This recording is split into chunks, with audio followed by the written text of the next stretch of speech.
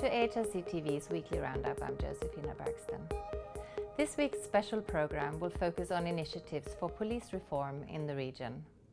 In this program, AHRC TV speaks with experts from Sri Lanka, India and Pakistan to learn about both the difficulties and the hopeful signs for police reform.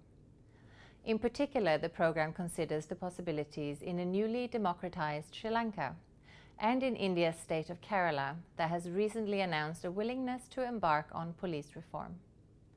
But first, an update on Nepal, where ongoing instability in the Terai in the last 2 months has provided ample examples for the urgent need of police reform.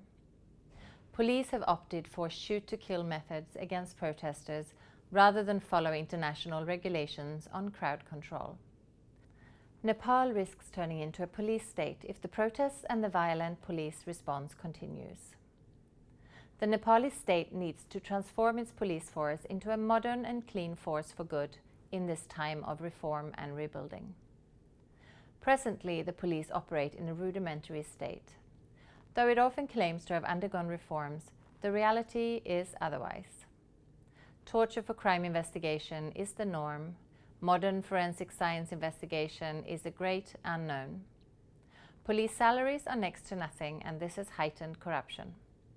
Innocent people are forced to pay bribes to avoid torture and imprisonment. Often police officers are themselves involved in both petty and major crimes.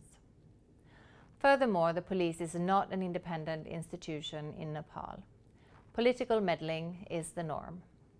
Politicians use the police as they see fit in order to control the public and maintain fear. Nepal is, of course, not the only country in Asia that suffers under dysfunctional, incompetent, violent and corrupt police institutions. But there are also some hopeful signs and opportunities for change. Let's hear from the experts. Over to them. In the case of Pakistan, there's a lot of persecution of minorities happening and other vulnerable sections like Ahmadis and all. So a lot of police officers tend to, these police officers also being a part of the same mob culture of the society, they also feel that if a certain person has been beaten, who has been alleged of committing blasphemy, they do not stop the mob from killing that person, thinking that it is the right thing to do. The Pakistan desk of AHRC conducted a research called Custodial Torture, its ramifications and failure of institutions. We looked into the instances of torture that are happening in Pakistan and its ramifications on the criminal justice system, and we figured out that due to the collapse of criminal justice system, there's absolutely no reprisal for the torture victims. They are literally on their own, and when they come out of the police station and they've been tortured, first of all, there was a lack of the awareness that they have been tortured, and it was illegal. A lot of people, most of whom were illiterate, had no idea that it is actually illegal. They thought it was a part of the Thana culture.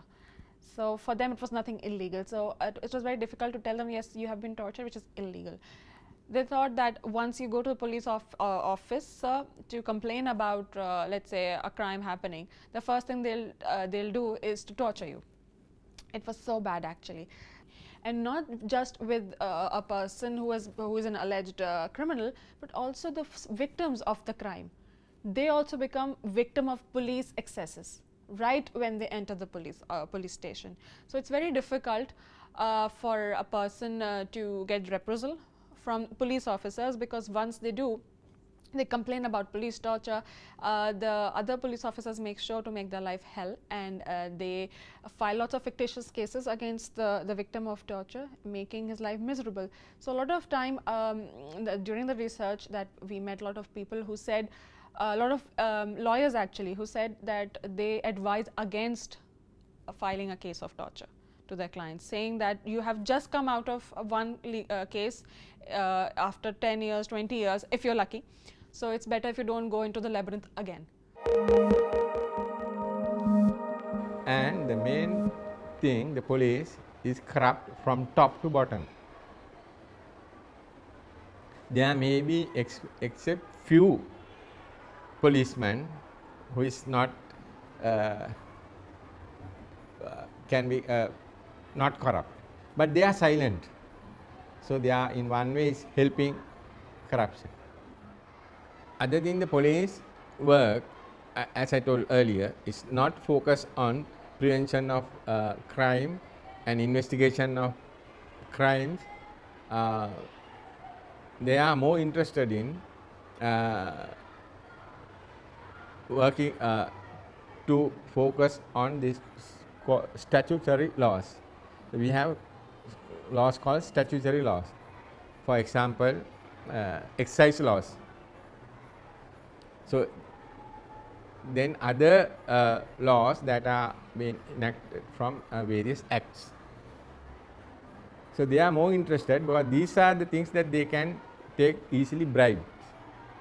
And if a person were, the persons were convicted, normally the courts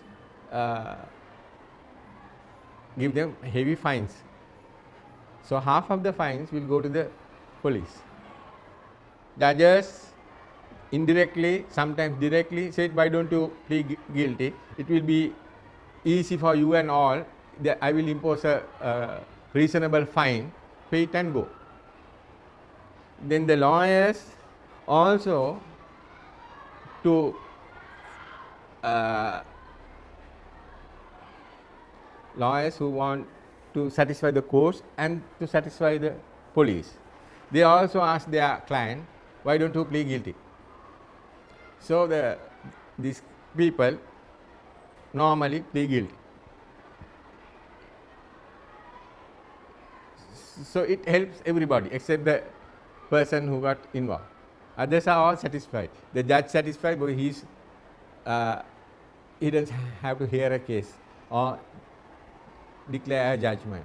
The lawyer satisfied, he got his fee. The police satisfied, they got a successful case plus money. So this is the vicious circle that we are having in our police.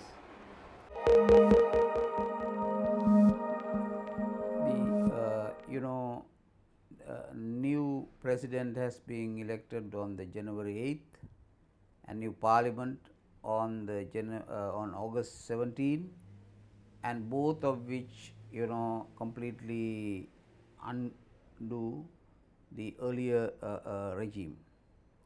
Now the problem is that earlier regime and its background from 1978 has damaged the entire state structure in Sri Lanka.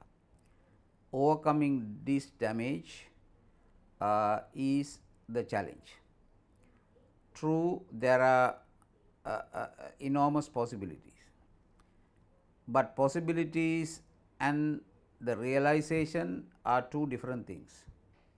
Area where the government should take the first steps are the law enforcement area.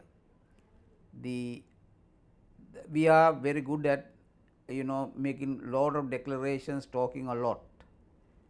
Practical realization, the mechanism on which the whole thing runs is the law enforcement mechanism, which has been damaged severely within the last about 40 years. So the question is, that work is the work for the police themselves, but what they need is the allocation of funds for this purpose. So the question really is that whether the government will give the funds necessary for modernization of the Sri Lankan policing system. It is a very ancient system based on the colonial model. The kind of reforms which took place elsewhere in Europe, like the metropolitan police, the policing by consent, and those things never came to Sri Lanka. So it's like two different worlds, but the opportunity exists for change, and there's a heavy demand for change. But what we need is a government that thinks practically, that simply sit down around the table looking at the budget and see what can we give to the police in order that they can improve their capacities. So, capacity development is not book education. The practical way the policing is done in developed countries has to be introduced. Forensic aspects, forensic education, how to use forensic methodologies, and of course, this has to go in hand with the technical capacities to do that. Nothing is used in the normal policing. That is why there is a lot of beating people, torture. Just the the rudimentary way of trying to do something, whereas the real way is not available to them. So, there is the unskilled labor is what in Sri Lanka is relied on for policing. Policing cannot be a job of unskilled labor, and how to create this, hand it over to a skilled labor with the possibility, that is a practical, very practical issue. So, what we need at the moment are people, the leadership, spending more time looking at the budget, allocating funds, and then making it possible for people to work. Otherwise, we will have preaching all the time. So, that is the decisive point, and we have already written to the Ministry of Finance. In a letter, we have explained in detail areas that need to be changed, both in the policing and the anti-corruption. The police reforms in Kerala, I mean the move initiated by the government, headed by the Director General of Police in Kerala, Mr. Senkumar, to reform the police, to modernize the police, is something which came as an utter surprise. It is a pleasant surprise for this fact that modernization of police is a long-awaited move which human rights organizations, the court, other civil society groups, including various levels of social activists, the media have been requesting for a long period of time. Now the government has agreed that modernization of the police is required. But I think what is lacking even now is a clearer understanding of what modernization entails. Now, is it just providing more facilities for the police to investigate crimes, or is it having more strength for the force? Is it making police stations a people's friendly place? Is it providing salaries and other conveniences which police at the moment is not sufficiently provided for? Or is it something else, while all this earlier said issues are also important? I think the first part of it, of modernization, which involves reforming the institution as such, in terms of the logistics that the institution is expected to receive and actually expected to be provided by the state, is important. I think it is also a process where the people of the state should own this process, which implies that the government should take this process to the people wholeheartedly and with an open mind. The people of Kerala should actually be informed in detail as to what they can expect, and in that process it will involve requiring or requesting for opinions from the people, social activists, community leaders, politicians, people who work with institutions like the judiciary, prosecutors, and so on, lawyers, ordinary public. One should go out of the way and reach out to the ordinary people, asking them what is the kind of police that they need. So that is a process which the government still has not conceived yet, I think. It also implies in its totality that the government also is accepting the responsibility that it should be able to identify and provide adequate resources for the police to be modernized. In fact, in a state like Kerala, and it applies to the whole of the country, that the current state of policing is terrible, to say the least, and it has a lot of scope to improve. So for that improvement to genuinely happen, it has to be taken to the people, and then the government will have to provide adequate financial resources that will actually breathe life into this process. Police modernization or reforming the police in its totality is a subject that has to be largely implemented in the whole of the region. Now, one of the vehicles with which this idea of modernization can travel far and wide within the region itself is by the civil society, or the civil society has to play a big role. But then if you introspect in terms of what is the understanding of the civil society by meaning police modernization, I mean the term police modernization, I think the civil society in Asia lacks clarity and a larger understanding of what it calls for or what it entails. For example, there has been so many efforts, project driven or otherwise, so many efforts which has spoken a lot about the need for police modernization or police reform.